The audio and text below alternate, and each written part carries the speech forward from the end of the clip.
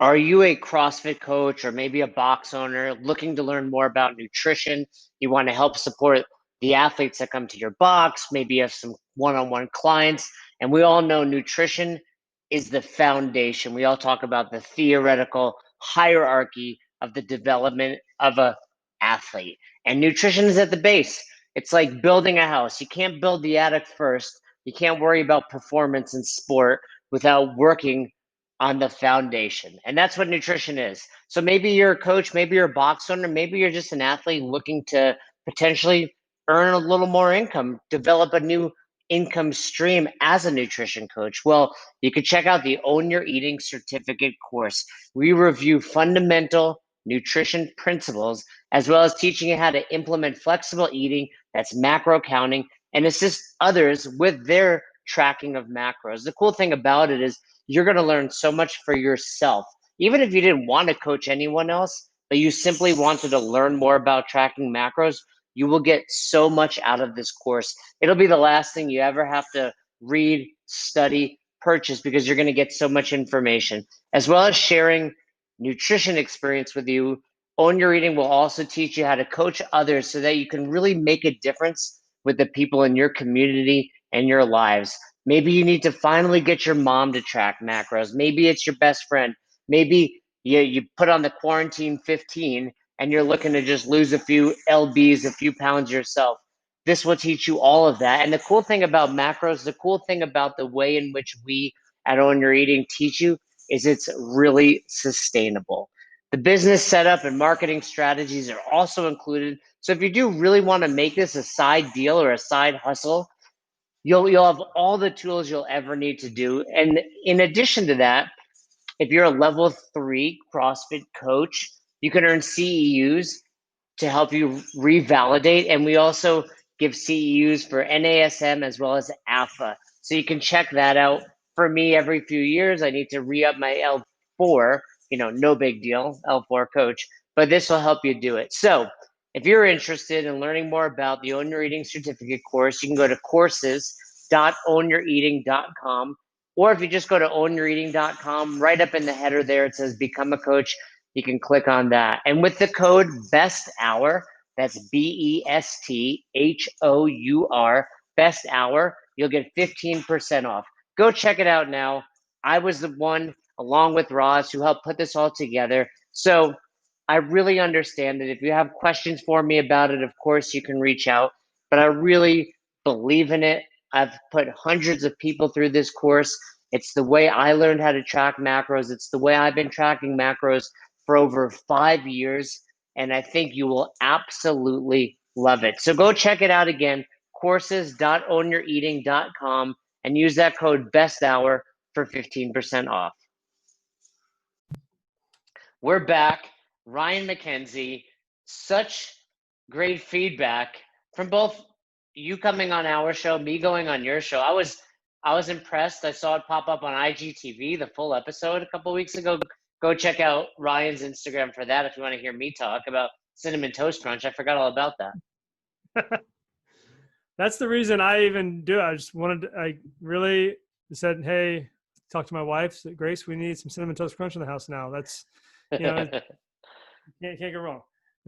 Yeah. And I know it was a good episode on our show because Fern, my partner in crime here, who offers very little positive feedback to me. Gosh, Fern, get some encouragement in your life, Fern. Let's go. He's got a permanent puss on his face, resting dick face, we call it. But but he said that was a great episode, and I was like, wow, okay. And I don't think he was talking about me, Ryan. I think he was talking about you. Hey, I thought you did great. I thought you were amazing. So Fern can just go and yeah, exactly. Whatever. So I think what really resonated with everybody was this idea that, as whether it's a CrossFit affiliate or a typical gym, we all hate selling, hence the name of your book. I hate selling, right? I dislike selling. I strongly, discourage myself from selling, all of those, topics, but we hate it. The best is when I get an email response back and somebody sees my book and they're like, hate is such a strong word. I don't hate anything. I was like, okay, then this book's not for you. That's fine. Like, get out of here. But that's the feel you get. It creates an emotion, right? Like we really like, I wish I could just train. I wish I could just help people. I wish I could just grow my business. I hate this part. Maybe you don't really hate it, but like it is the stressful part of your job. And it is the part that like you wish you were better at so you could help more people. And that's why it is what it is. That's an interesting point. Do you think people hate it, or do you think they're just bad at it? Yes. Yeah. Exactly. I, Exactly. I think they've been taught to hate it. I think there's two sides of it where um, it's almost seen, if you're a good trainer or a good coach, it's almost seen like if you focus on sales, then there must be something wrong with you as a coach because you have to manipulate people to get in with you, right? Or the other side of it, like you grow up your whole life before you even realize you want to be in the fitness industry. And like salesmen, like door-to-door salesmen or like used car salesmen or insurance salesman, whatever, it has this bad feeling, this bad connotation around it where you're like, I'm never going to be a salesman because the way my parents talked about the salesman that came to the door. Or and how many people have parents at home that were salesmen and have a bad feeling about that because my dad's always got to sell something. He's always in the office. He's always on phone calls. He's always, so no matter where you go, somebody has a bad feeling about it. And I think we really need to reframe the way we do it and the way we think about it, no matter what your background is, so that you can be good at it, because that's how you're going to help more people. Yeah, and I think when people feel that way about salespeople, they don't necessarily feel that way about generalizing all salespeople. It's typically what they're selling. So for example, I was out in my garage maybe a week ago, literally in the middle of my workout. Some guy comes up and he's like selling cleaner, like door to door selling cleaner. He's like, well, Go get it, man. first of all, it's like I have no passion for this cleaner you're selling. Like I don't care about it. Secondly, you know, you're interrupting me, right? Like I'm in the middle of a workout. And thirdly, you're not really, like your personality is irritating to me. But, and I know that's like really harsh, but the point is, if you're a CrossFit coach or you're just a fitness trainer and you're selling, it's like what you're selling is important to every human being because at the foundation of this life is taking care of your body. Secondly, if you're irritating, change that. That's something I don't, there are Yeah. irritating trainers, right? But most likely, especially in the CrossFit world, like if you're a coach, you care, so you don't come across as irritating, and also you wouldn't interrupt somebody. Like you right time and place. Sure. Well, there are coaches that interrupt a lot, and there are coaches that are irritating or like hard nosed or whatever. And I think there is a place for that. Like some people want that person that's going to yell at them or whatever. I was never that coach that's going to scream at somebody. Some people would do it, and it's a great look, a great feel, great motivation in the moment. For me, I could never get it to where when I was angry or like getting them fired up or irritating them or bothering them, that it would ever even have a lasting impact. So I was like, you know what, I'm just going to have fun with this. I think more people lean towards that. But the neat thing about having the right sales system is it doesn't really matter your personality. It doesn't really matter your Enneagram type. It doesn't matter what if you're a people person or a numbers person. Like it's a system to follow so you can connect with people better, right? So if you're like more of a people person, I want to follow this system because I want to help people the right way, and I don't want to be overbearing, and I don't want to hold back too much. I want to find the right flow, right? And if I'm a numbers person, it's great. I want a system because everything I have needs a system, and I need to make sure that I'm following the right steps. So both sides of that, it really helped me a ton because I always thought sales, you had to have this crazy personality and you had to just be big and loud all the time. But I found sometimes the quieter people and the ones that are more like reserved actually do better in sales when they follow the right system, because otherwise they are the loud, crazy person. Nobody trusts them right up front, but the reserved person, it's like they've got credibility because they've thought through what they're saying the whole time. It's big. Well, and like you're saying, having that system in place is really key, especially when it's not your forte. Not, we talked about it on the last show, but a lot of people don't get involved in health and fitness to sell. But Right. we know what we're doing is worth learning about. And I think different than the guy trying to sell me cleaning solution. And he probably showed up somewhere. They were like, here's 100 bottles, go sell it, versus a trainer that's like, hey, I want to work with someone like Ryan, and Right. learn how to sell better, which, by the way, we're putting together. What do you want to call it, Ryan? What's it called? It's called 10 for 10, man. 10 for 10. That's the thing. It's like the old, you must We need a remember better this. name. We probably need a better name, but Well, that's what I want. you remember the, oh, no, I was going to say 30 for 30. That's the ESPN special. But you remember the 30-30 club back in the day in baseball? That's right. That's right. Man, this is just 10 for 10 though. That's all we're doing. So you don't get more than 30. So this is going to be 10 sessions. We're only going to take 10 people, so it's going to be very, very intimate. And over 10 sessions, Ryan is going to take the lead, but I'll be there as well for the CrossFit community. And the goal is going to be to help you learn how to stop hating selling. Is that what you would call it? Yeah. So you don't suck at sales, right? And so, I mean, the big picture here is we don't have a lot of time in our days. If you're a gym owner or a good trainer, either one, this would apply to both of you. So CrossFit owner, manager, or coach, you don't, if you're good at your job, you don't have a lot of time in your days because you're working on your gym, you're reaching out to people. But we want to make sure that like you're actually doing the things that matter, right? So we want to actually grow the things that matter in your gym, which the first thing there in my mind is sales, right? If you can't sell the right way, then you're not going to onboard them the right way. Then you're not going to coach them the right way. They're not going to get referrals. They're going to end up leaving, right? So if we can master the sales process or at least get a giant chunk of momentum going towards it, that's the goal of this. So we'll take 10 days. Basically it's every day is just action based steps. So we're going to get laser focused real quick, action steps to take to move forward, get on with the day, get done what you need to get done. So I hate selling. 10 for 10. It's going to be good. It's going to be the And best time of your best hour of your day, but it won't be an hour. I don't what best hour of their day. Best time of their day. Yeah. But and you've done this with other people in the past, and I've seen great success. What have been one or two of your best success stories from running your 10 for 10s? That's a good point. We've run this quite a few times. I don't know how many, a lot of times, but the most recently I had a lady and where she is, they're still in lockdown, can't open the gym, but they can have people in their homes. They can do online stuff. She's making $1,500 more. This is an individual trainer, so it's not a gym. So these numbers would scale differently, but she's on her own, individual trainer, now making $1,500 more a month in training than she was ever before Corona, anything at her peak. So during pandemic, during lockdown, still in lockdown, making $1,500 more, not because everyone else around her quit, not because she did anything different with her marketing, but because she figured out her sales process and finally started closing people and they started referring people, and she's getting her prices where they need to be and actually signing people up in a big way. So that's huge to me. It doesn't, some of you, that might not seem like a big jump in numbers, but I hear a lot of gyms right now, they're at 50% of what they were. They're at 65% and they're happy about it.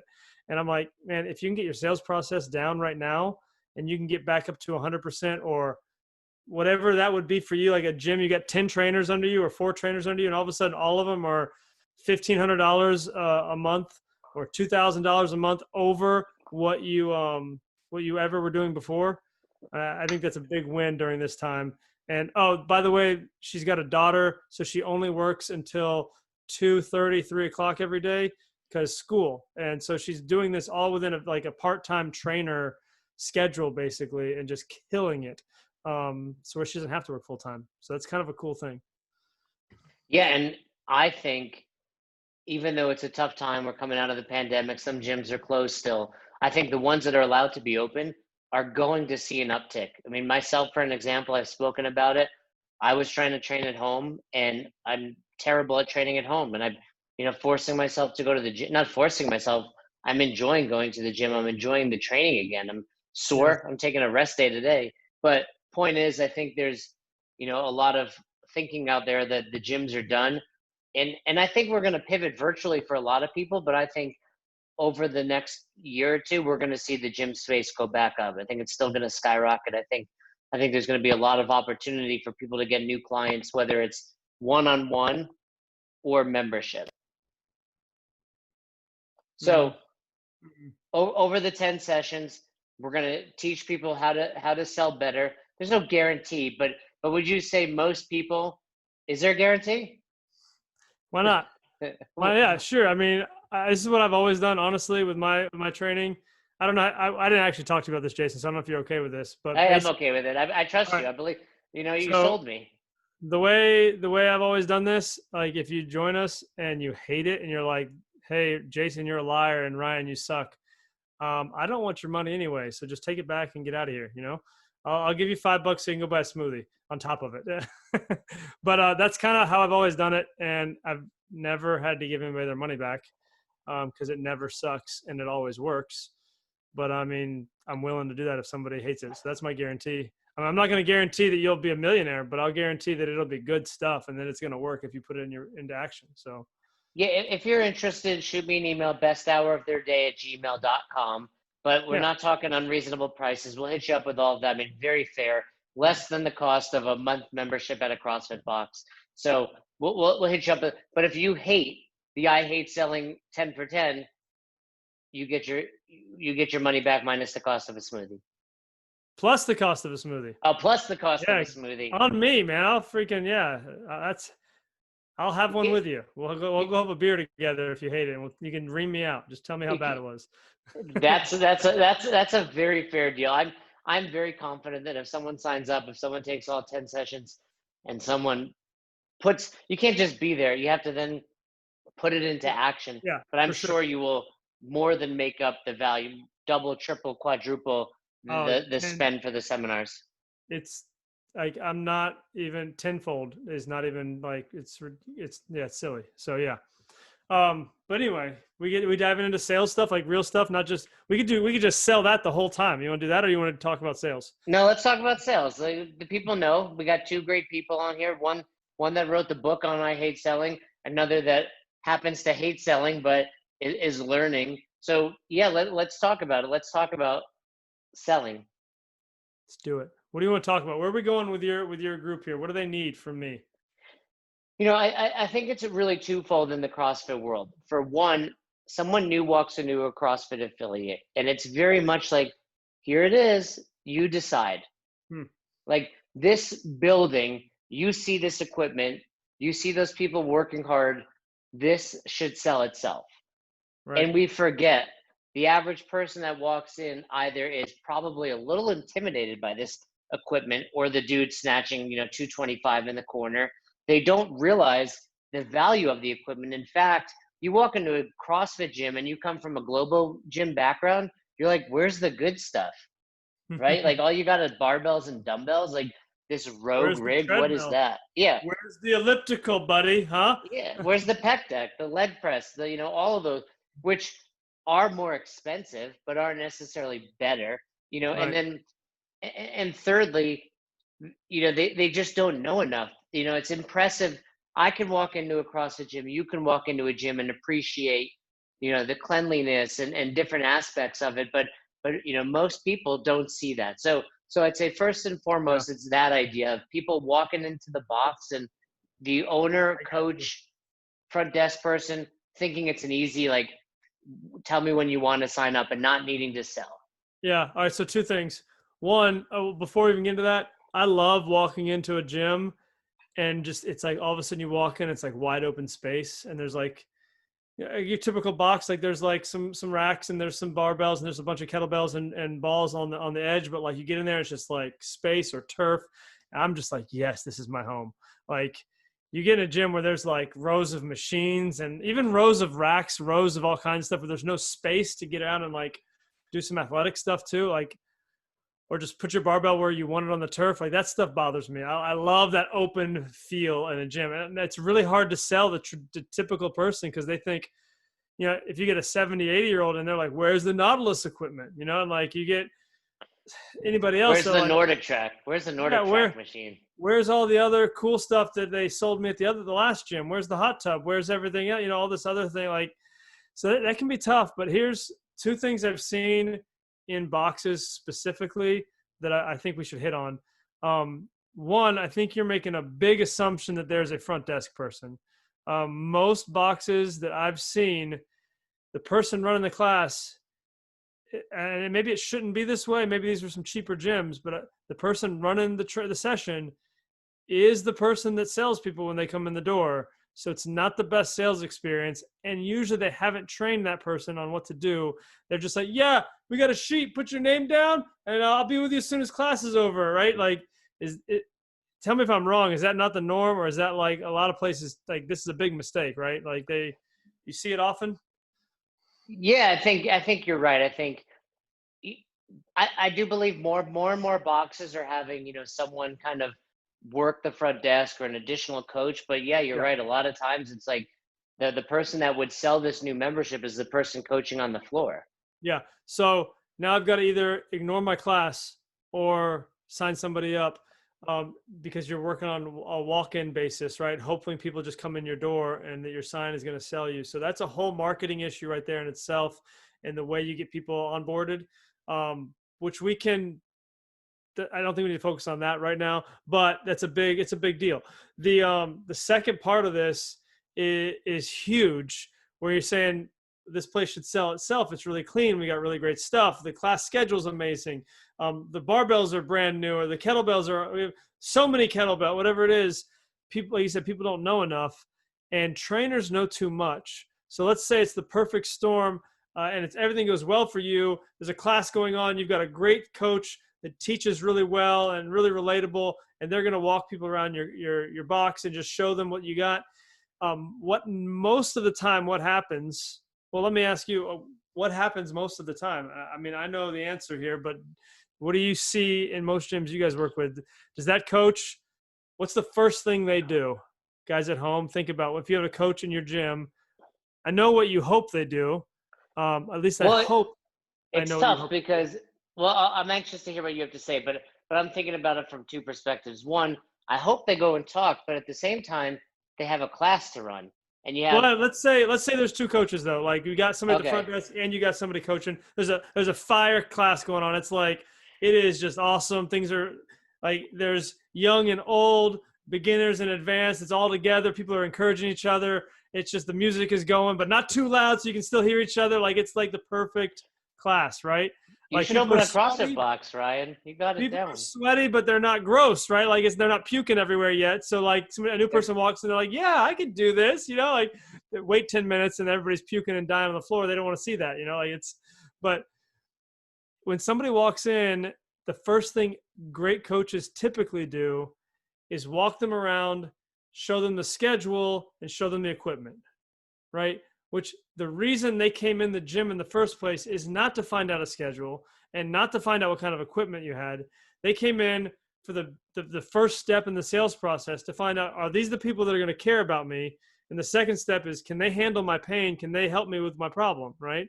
So most people have heard CrossFit because it gets results, because it's intense, because their friend does it, because it's fun, right? There's a community feel, and CrossFit does that amazingly well. This community is just, it's powerful, right? When you get that, you can't get that on like a techno gym or like a Nautilus or like a Matrix, whatever it is, circuit. a There's not a techno community. gym? Where are you trading? In Germany or something? Where are you trading? Techno gym's got some good stuff. I'm not into like all like it's like the Ferrari of it. Like looks nice. It looks Oh. nice.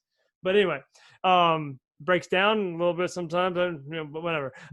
Anyway, most trainers typically go straight to what they know, and they talk about their classes and how great their classes are, and they talk about the equipment and how much equipment they have and how awesome it is. And most people don't care about that stuff at all. So In fact, to second you, I would assume if someone showed up at my gym, they probably already looked to make sure the schedule worked for theirs, probably. right? So I yeah, mean, you're being if redundant. yeah, that person is like, they're going to sign up if they came in for that reason, because they already know you, Jim.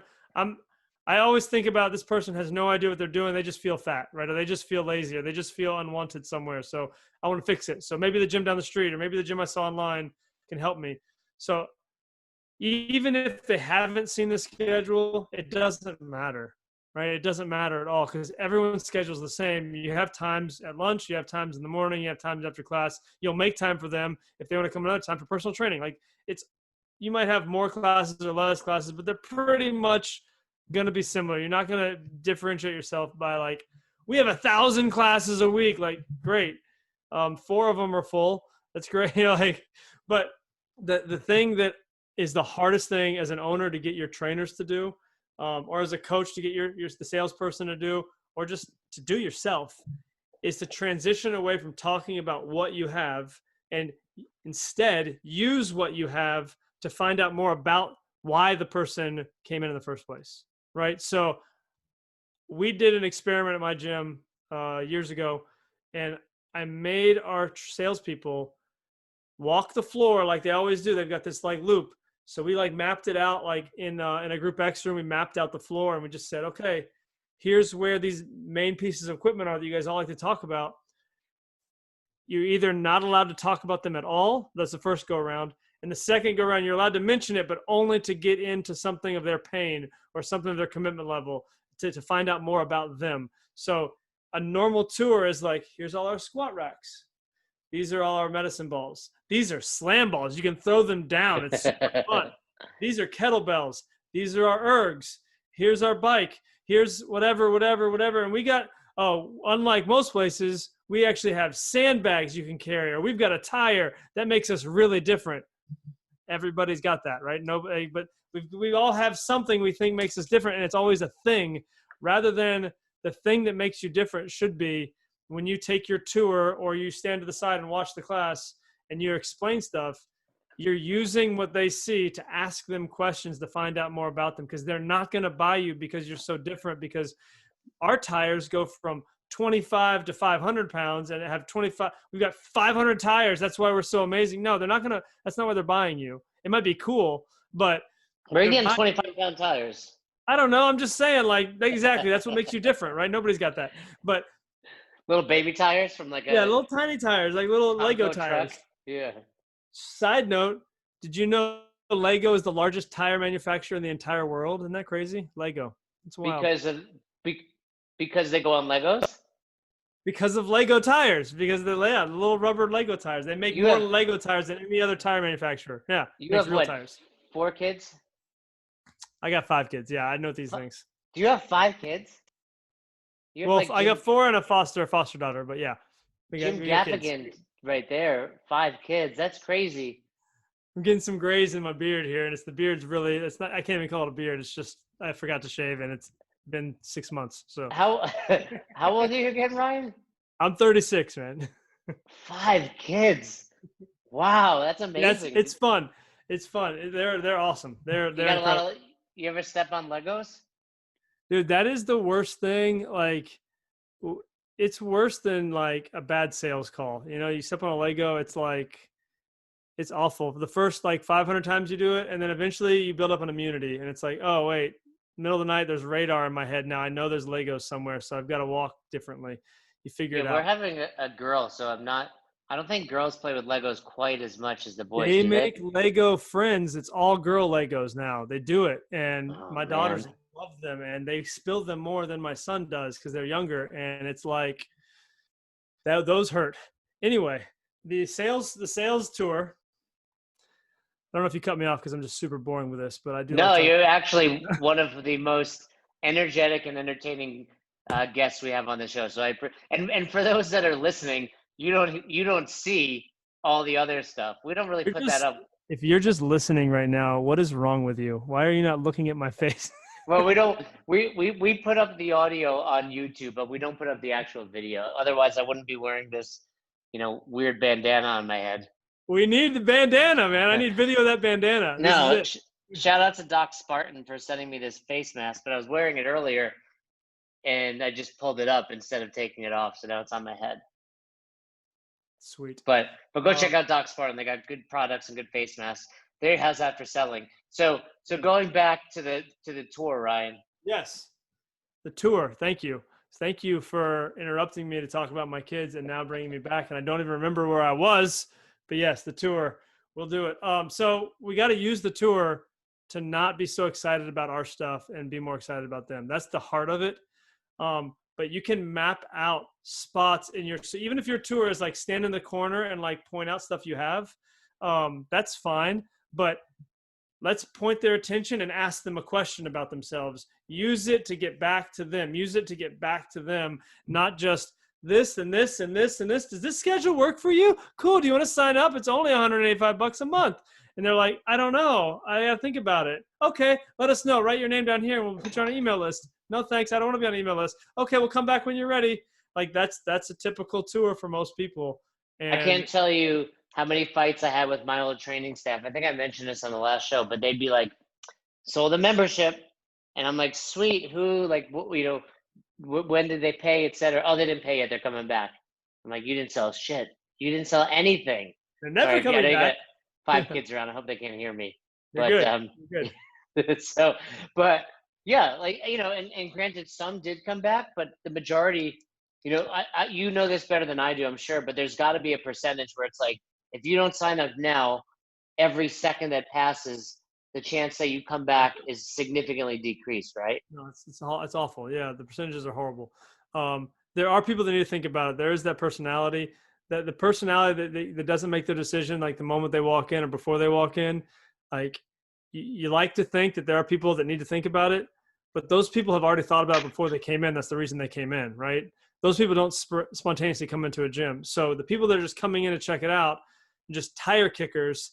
The reason that you just call them, your team just calls them tire kickers, or they're just here to check it out. They're just here to like feel it out. I don't because they felt it out and they weren't feeling it, right? That's why they need to think about it. Like, because you just tried to sell them a bunch of stuff that they don't know that they need, that they don't really need. They could get it done anywhere else, really. But you might have the best system. You might have the best stuff. You might have the best classes. But really, what they need to know is that you care about them the most. What they need to know is that you understand their pain. And I'll tell you, this was hard for me. The better I got as a trainer, I could see somebody walking in and say, man, I think this is what's wrong with them. 80, 90% of the time, I would be spot on. And I would go right to that and say, hey, I think this is what we need to do. 1 out of every 10 or 20 would be kind of impressed with that and sign up. The rest are like, well, this guy doesn't care about me. So I had to take a hard step back and stop being a jerk. And instead of just getting it done and being efficient and be like really get to know the person, really ask them real questions, like for no other reason than to show them that I care and to get to know them. At that point, they start opening up and they tell me the thing that I already think I know, and they just confirm it. And then they give me permission to go in and dive deeper. And if I can make that deeper emotional connection after they give me permission, then all of a sudden they're sold, and it doesn't matter what I have. They're going to trust me because I listened to them. They're going to trust me because I took the time to get to know them, because I really understand their pain, and they feel like I know where they want to go. And I still don't yet, but they feel like it. And then we can walk out where they want to go from there, and we can see how that fits with a combination of yoga classes, or personal training, or CrossFit WODs, whatever it is that we need that I can offer at my gym. And I can make it feel like I've got a personalized offer to them, even though we have unlimited classes, right? So I think that's the big thing to take away with that like tour idea, or the selling the stuff. I hear so much people say, sell the benefits, not the features. And I feel like that's so far off and so dated now, because if you're selling the benefits, you're saying, this is a treadmill.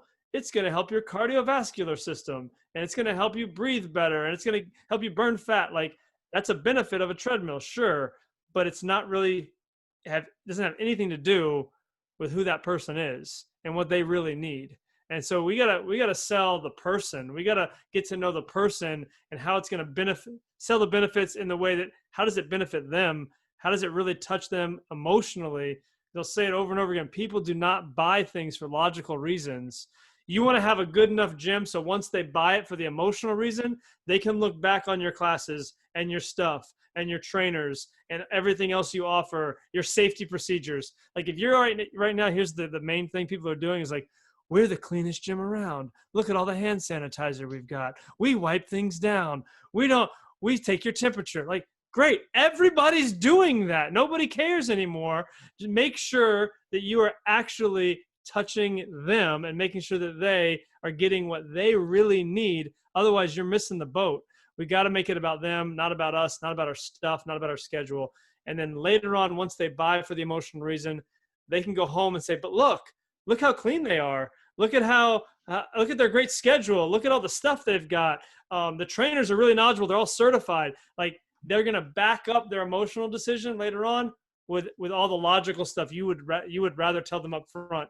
You can just sprinkle that in at the end after they've bought it, rather than lead with it, because they won't buy it if you lead with it. Like Simon Sinek said, people don't buy what you do, they buy why you do it. Yes. Right? You like that? Yes. So, I can't do the finger snap thing. I'm trying to. a little bit. What's the sound of one baby hand finger clapping? snap. I've never been able. I've never been able to do that thing. I don't dip.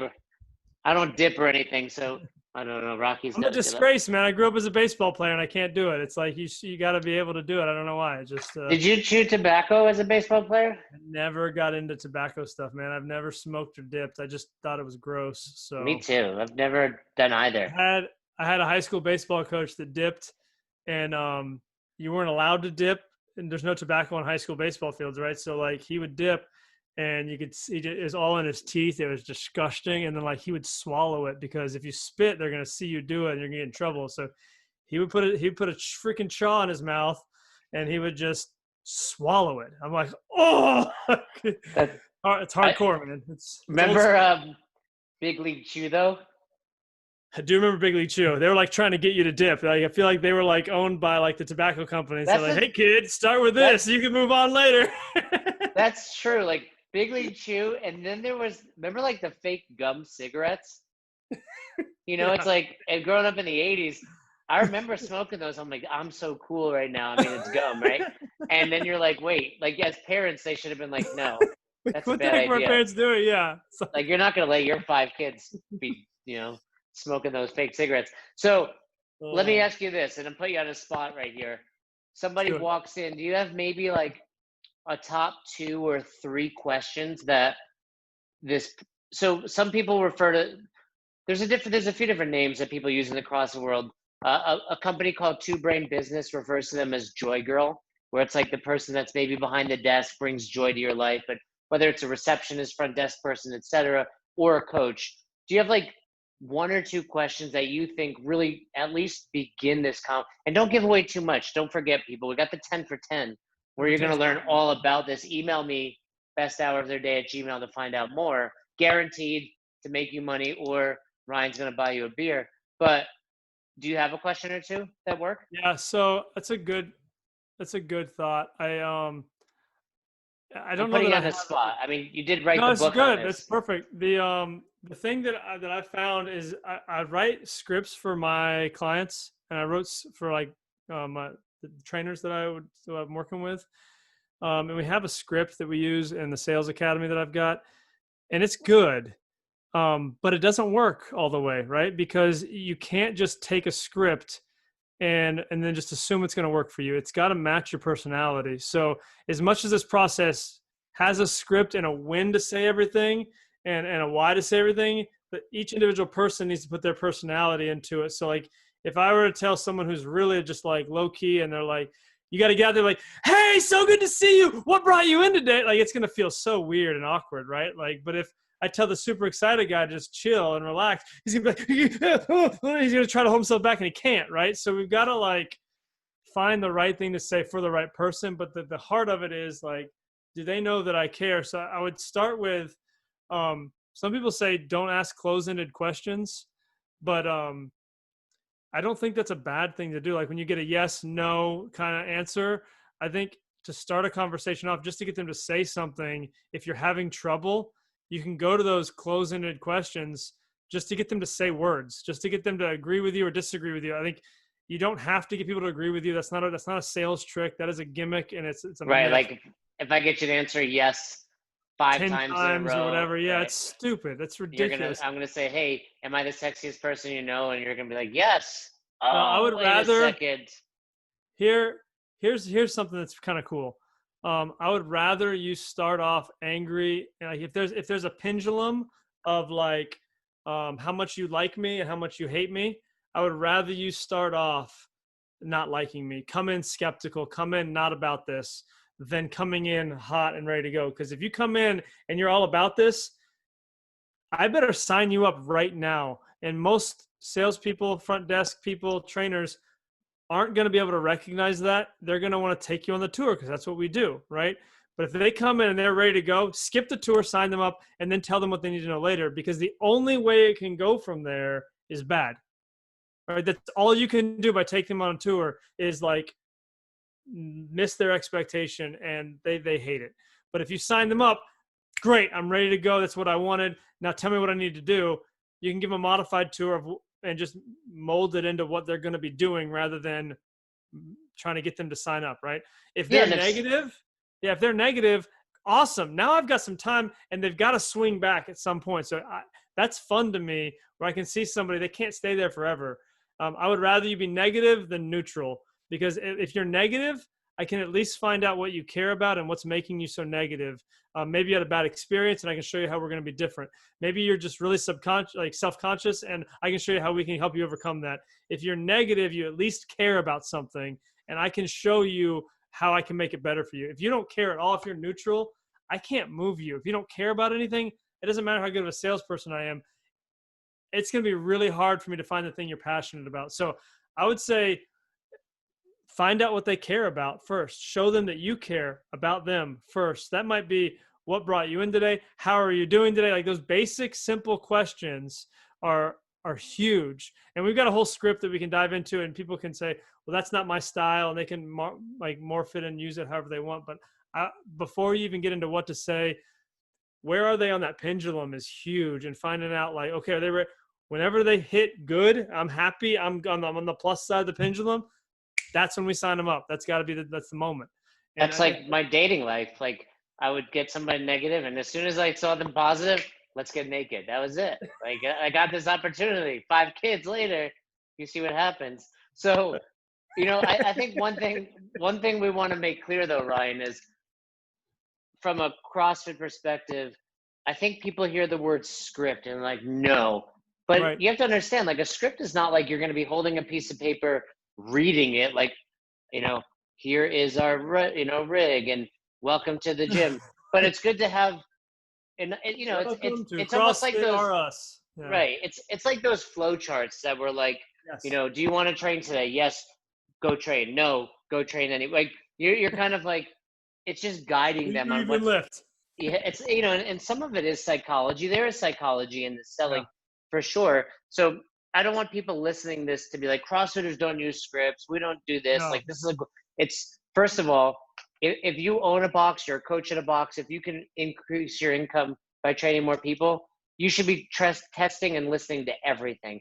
And to have a closed mind and be ignorant to that would be just silly. I talk to people like you. I've talked to other sales experts that have helped me, and it's helped me get clients. It's helped me do other things in this world too. I mean, we do so much selling on a day-to-day basis, even if it's like going on a date. I'm joking earlier, but that's selling yourself. We talked about that before. Or you want to win a fight with your wife tonight, you don't want to put the 5 kids to bed, you might sell her, and she doesn't even, your wife is probably like, Ryan, you're doing it again, right?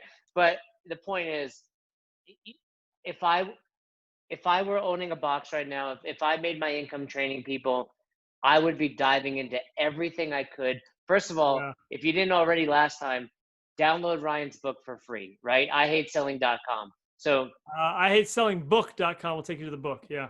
Okay. IHateSellingBook.com. Free, by the way. Internationally best-selling book.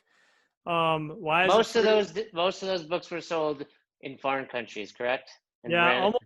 So nobody in the U.S. bought it. It's all a scam. I paid people in the Philippines to just download it over and over again. Hey, that's a good move. I might do that for best It was hour. a really great marketing move. No, I'm kidding. Although it did get #1 in Japan for some reason, and I don't know. I don't understand that. I don't. But anyway. Hey, when something resonates, it resonates. But it's not written in Japanese, so that's interesting to me. They speak English. A lot of Japanese. I'm sure English is I've never been. Obviously, I'm showing my ignorance now. But we got 5 kids. That's a rough trip. It's a long trip. The thing is, you're spot on with the script, and that's why I like to think of it as a process and not a script. That's why I don't like to have, hey, these are the questions you have to ask. But once you get the process down, those questions come naturally, because everybody's gym is a little different. Everybody's like style of gym is a little different. Everybody's setup and layout of their gym is a little different, which, by the way, that's probably my third favorite thing to do. I love sales. I love small group training, like profitable small group training, high end ticket small group training. And I love figuring out the flow and the setup of gyms. Like that is cool to me. I love the layouts. But anyway, everyone's setup is different, right? So, and then on top of that, your personality and your coaches, their styles are all different too. So to sit here and say you've got this script and you've got to do this and say this is silly, but you've got to have something to start with so that your kind of inexperienced trainers aren't just shooting from the hip and saying, oh, let me know if you want to sign up, take a look around. Like, you've got to give them the tools that they need to feel successful, right?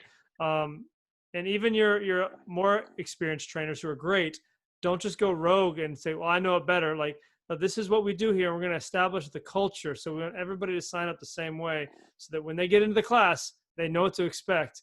And you've always got people that signed up and like they didn't kind of get the spiel. They didn't get like the rundown of how things work, and they get to class and it takes them 3 or 4 sessions before they actually even understand what's going on. They're kind of a pain, and sometimes they quit because it's just not for me.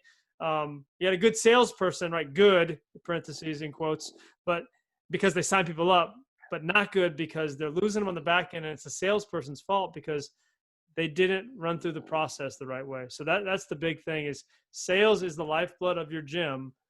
And it also determines how well they train. Your sales process determines what kind of results they get. Your sales process determines what kind of referrals you get. And your sales process determines your retention, how long they stay. If you have a good sales process, it leads into onboarding the right way. It leads them to stay longer. It leads them to work harder. It leads them to bring people. Like, you don't lose people if you sign them up the right way. If you're just finding leads and signing them up as cheap as possible, as fast as possible, you're doing a ton of work for almost nothing because a lot of those people are leaving. They're not bringing you people, and you have to pay a lot for those ads and those leads to get anybody in the door in the first place, or you have to discount a lot to get them in. And that's a rough game to play. That's like trying to beat Walmart or trying to beat Walmart at the low price game. Like, you can't do it. Amazon realized that. Like, they were trying to beat Walmart at the low price game forever. So they took a hit and lost tons of money on purpose just to get, when they were going from books to stuff, like, they took I a heard about hit, that. Yeah. right? They took a hit on their books. They took a hit on everything. Everything was the cheapest on Amazon, right? Like, you can find it cheaper there. We're going to beat eBay. We're going to beat Walmart. And they were losing tons of money on purpose just to get their names out there. And if you look on Amazon now, nobody buys Amazon anymore because they're the cheapest. They buy it because they'll get to you the fastest. They're the most convenient. Everything's in one spot. I don't have to worry about anything else. I don't have to put my credit card in on some shady website. Like, it's just convenient now. And a lot of stuff is 50 cents, $1, $2, $10 more than anywhere else because you pay for the convenience. But they had the money to be able to do that. If you want to compete, this is what most gyms don't understand. If you want to compete with Planet Fitness or the cheapest box out there and be the cheapest thing there is, even for your starting members, if you want to be the cheapest starting offer, you have to have a ton of cash. You have to have a ton of money to be able to fight those big guys that have tons of money. That's why they can be the cheapest. It's because they already have a ton of money, and it's a game to them. It's your life. It's your gym. It's not a game to you, right? This is something you really care about, people. So let's make it real and let's make it matter. That's my biggest thought there. No, and I think that's absolutely right. And something you kind of brushed over that I think it's important for box owners and coaches to hear, going back to that script, is for in the CrossFit space, a lot of coaches, it's kind of a part-time gig, right? 1 or 2 classes, a couple days a week, maybe. So that script is even more vital because they're not getting that time under tension of everybody that walks in and day out. They may only interact with 1 or 2 potential clients a week, maybe even a month. So to have that, and for CrossFit coaches out there, the analogy I would give you is, the first time you coach the sumo deadlift high pull or the snatch or the clean, you probably should have had a little piece of paper there telling you where to look, telling you what to say when you saw a certain fault. And instead you're kind of have this, like, I don't know what to do. I kind of saw no hip extension. I kind of saw an early arm bend. I kind of saw this or that. I don't know what to say. You should have had a script. Sure. I mean, another analogy, you go on a first date and you really like this girl or guy, and wouldn't it be nice to be like, hey, if I say this there's a higher likelihood of a second date, or there's a higher likelihood of kid number 6 happening tonight, right? There's so many. Point is, again, and I'm only it's too late. I'm only It's saying too this late for me. because Yeah. I'm only saying this because I know that word script in the past for me has caused those like, I don't want a script, but I'm telling you, don't look at it like that. A script is just something to fall back on. It's just another tool to have in your arsenal. That's all I'm trying Yeah. to say about that. But it's really important, and I think if that's what's going to help you grow, and I believe it will, it's worth exploring. It's good. That's good. Is it good? You happy with that? Yeah, I like that. All right. Well, let me let you go, Ryan. I cannot. How we've talked numerous times, and never has one of your 5 kids interrupted. How is that happening? I have the most amazing wife that has ever existed in the history of the world. Yeah. Yeah, that's all it is. Man, we've got, that's it, my week this week. We have Disney annual passes, right? And they Oh, yeah, because are, you guys are down in Florida, right? yeah, we're like 30 minutes, 20 minutes door to door to Disney. It's awesome. So So you have 7 annual passes to Disney? the 2 youngest don't need them. They're too young. So we have Okay. 5. Got Still But expensive. I've been to Disney. it's not cheap. They do a good deal for Florida residents, but it's worth it. Yeah. But with this whole thing, we're going to hold off on renewing just because right now, if you want to go, you can only go to 1 park a day. You got to wear a mask the whole time you're there. You got to reserve your spot before you go, all this stuff. So once you're there, it's kind of nice because the lines are like nothing right now, right? But ours expire at the end of this next week. So my wife is like, we need to go to all the parks before the passes run out. So I'm like, okay, yeah, that means like, what is that, 4 parks in 7-10 days. Sweet. I'll just put all my work into 3 days and we'll just go to the park. So tomorrow we're going to Walt Disney World. 3 days ago we went to Animal Kingdom. We went to Hollywood. We're going to Epcot. We're doing like touristing up this week. So What's your favorite park? right now, Hollywood's pretty good, man. That new Yeah, Star Wars MGM. ride. Yeah, a former MGM. Oh, The they new changed the Star. name? Yeah, I keep calling it MGM. My kids get on me like it's Hollywood. It's Hollywood, but I guess there was a fallout or a lawsuit there. They couldn't agree on a settlement, but with MGM. You But take the kids on Tower of Terror? no, they don't like that. I took my daughter on the Rock and Roller Coaster one That's a time. good one. Aerosmith? Biggest mistake ever. Like I was crying by the end of it. I I love was that crying. ride. Like she got on there. She's like, "This is gonna be fun, Daddy." She's like 8 at the time, and I'm like, "Okay, you just hold on." And it's just boom, takes off, flip, backflip, barrel roll, just nonstop for 2.5 minutes straight. Just and she's like I've never. She's been hurt. She's hit her head. She's fallen down. She's skinned her knee. I've never heard her scream like this. I felt like it was all my fault. Like I'm killing my daughter right now. Like I've traumatized her Murdering her. the rest of her life. It would be better for me just take a knife and just put it in her thigh. That would have felt better to her than what's happening right now.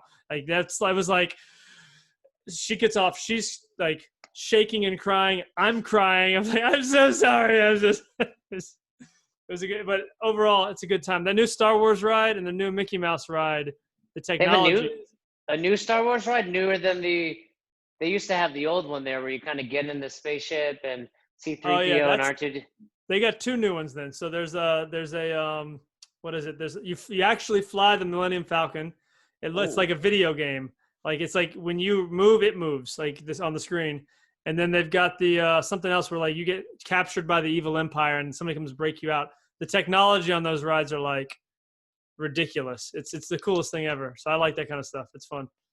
well, what's so cool about Disney is, yeah, I'm sure there's new rides. I haven't been for maybe 2 or 3 years now, but like Space Mountain is still like timeless, and that's been around since I was a kid.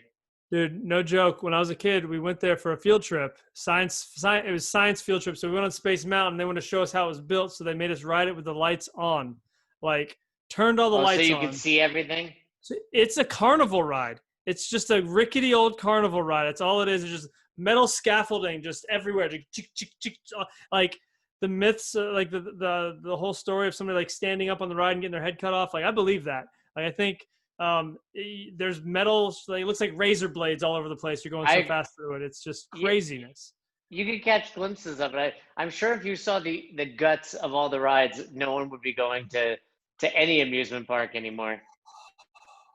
You'd be It's like, yeah. Space Every Mountain's, ride. I mean, it was built in the 60s, right? Was it 67, whatever? And like, they haven't updated it. They might change out a piece of track, but that's it. You know, like it's same Yeah, technology from then. So that's fun, but it's a good ride, man. cool.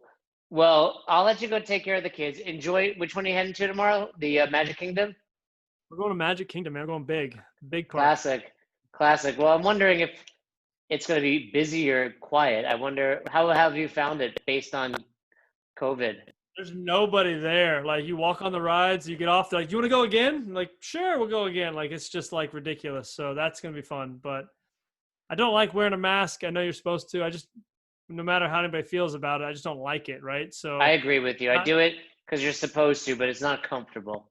like Disney is like they've got like mask patrol everywhere. Like you take it down just to like take a break for it's just you're by yourself in the bathroom and somebody pops out from this. Put your mask back on. Like they're just crazy.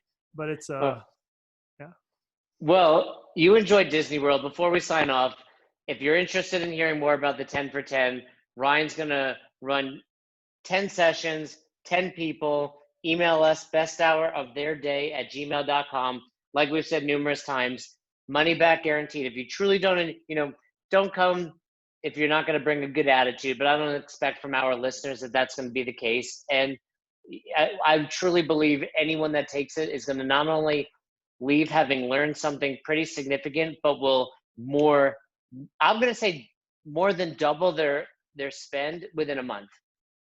Oh, if they don't, I'd be mad. Yeah. Yeah. I do some webinars from time to time, and I always start off with like, this is like the anti-webinar webinar. Like I always want to like talk to the people that are on there with me and like have a real, like almost like a, like interview style, which weirds people out because like I was just signing on to ignore you. I didn't really want to talk, you know, like I kind of feel the same way about this. Like a lot of people say like, hey, only 10 people. And then it's like 1,000, but like, it's just a pre-recorded thing that people watch, you know? We're only taking 10 and And that's this it. is live. This is live. It'll And be it's on live. Zoom. Yeah. So it'll Yeah. be, we'll get all the details together for you, but like, it's going to be legit. It's, it works and it's good stuff. And Yeah. I mean, you get to hang out with us too. So that's, you know, why would that not be exciting for you? If Yeah. that's You'll not get to exciting for see. you, why have you listened this long if you don't want to do this? It doesn't make any sense. You'll get to see all of Ryan's shenanigans and antics live. But email us now. This podcast will be live on Monday, August 24th. We'll plan on starting this probably right around Tuesday, September 1st or so. So we'll give you guys a week to get signed, to get our 10 people situated and organized. We'll shoot you out the days and times of the Zoom call. If you're going to miss a Zoom call, all good. We'll record them, give you guys access to have them forever, so you can always refer back to them, go over them. And like I said, as someone that's owned numerous affiliates, as someone that's been a trainer, as someone that coaches CrossFit, I think it's vital to the health and growth of your business and your income. So check it out. Anything else, Ryan? No, I'm excited. Let's do this thing, guys. Thanks for listening to Best Hour of Their Day. If you haven't heard about Anchor, it's the easiest way to make a podcast. Let me explain. First of all, it's free. How cool is that? There's a creation tool that allows you to record and edit your podcast right from your phone or computer, so it becomes super simple. Some of these episodes with Fern or Todd or myself chatting with one another, we've done right within the app itself. Anchor will make it easy to distribute your podcast to all platforms, Spotify, Apple, and many more. And you can make money from your podcast with no minimum listenership. It's everything you need to make an awesome podcast in one place. All you have to do is download the free Anchor app or go to anchor.fm to get started today. Thanks again for listening to Best Hour of Their Day. If you haven't already, do us a favor, head over to the Apple Podcast app and leave us a review. We'd love to hear from you. If you have any questions, comments, concerns, feedback for either Fern or myself, hit us up, besthouroftheirday@gmail.com, or send us a DM over on Instagram at Best Hour of Their Day. Once again, we couldn't do this without the amazing community, and you are a part of it. Thanks for listening. Thanks for supporting Best Hour of Their Day.